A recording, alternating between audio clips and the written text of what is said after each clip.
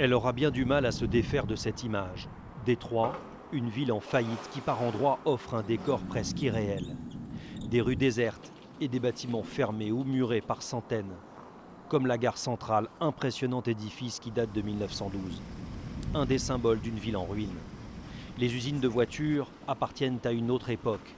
Des vestiges à l'abandon qui s'étendent sur des centaines de kilomètres. Une image négative qui colle à la peau de Détroit.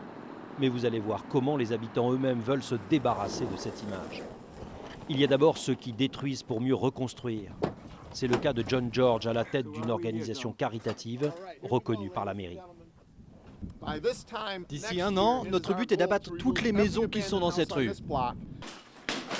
John et ses associés, tous volontaires, travaillent avec les moyens du bord, pioches et massues en main.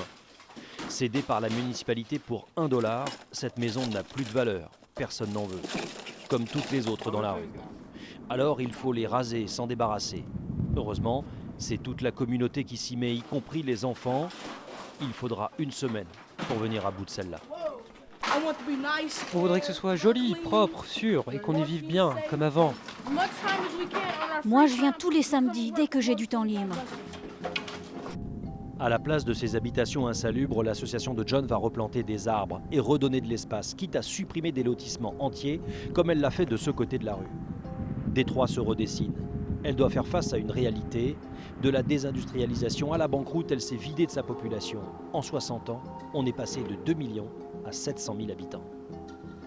Des bâtiments abandonnés comme celui-là, il en existe 78 000 à Détroit et les chiffres n'incitent pas à l'optimisme. 36% de la population vit en deçà du seuil de pauvreté. Le chômage atteint des niveaux records, mais la population, elle, veut croire en son avenir. Car de ces immeubles abandonnés, Détroit veut faire une force. Une ville à vendre, cela ne passe pas inaperçu auprès des grandes fortunes américaines. Alors ça, vous voyez, c'est le premier immeuble qu'on a racheté. On l'a appelé le Cube. Celui-ci, c'est le deuxième. C'était un ancien bâtiment fédéral. Cet homme au chapeau, c'est Bruce Schwartz, le numéro 2 d'un groupe qui a déjà racheté 40 immeubles à Détroit. Bruce est l'associé du milliardaire américain Dan Gilbert, un homme accueilli en sauveur dans la région. Dan Gilbert est un enfant d'ouvrier de Détroit qui a fait fortune dans la finance avant de rapatrier son empire ici, dans sa ville natale. Tout ce que vous voyez ici, avec un toit orange ou qui est éclairé, c'est à nous. Nous avons besoin de place de toute façon, alors pourquoi ne pas installer nos employés dans un super environnement et un centre urbain?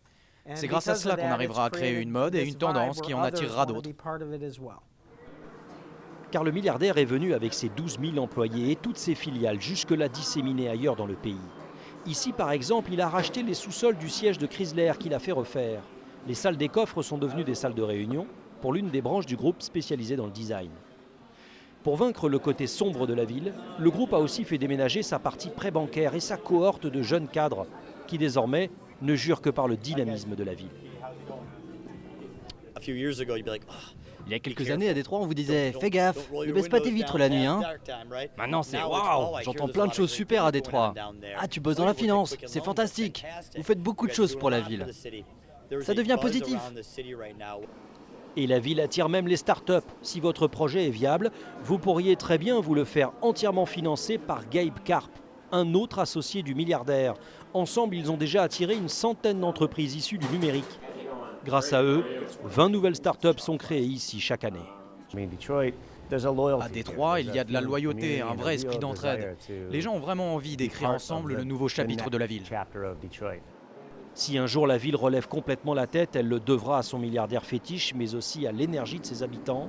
Comme on le dit ici avec une pointe d'humour, Détroit, c'est le nouvel Eldorado.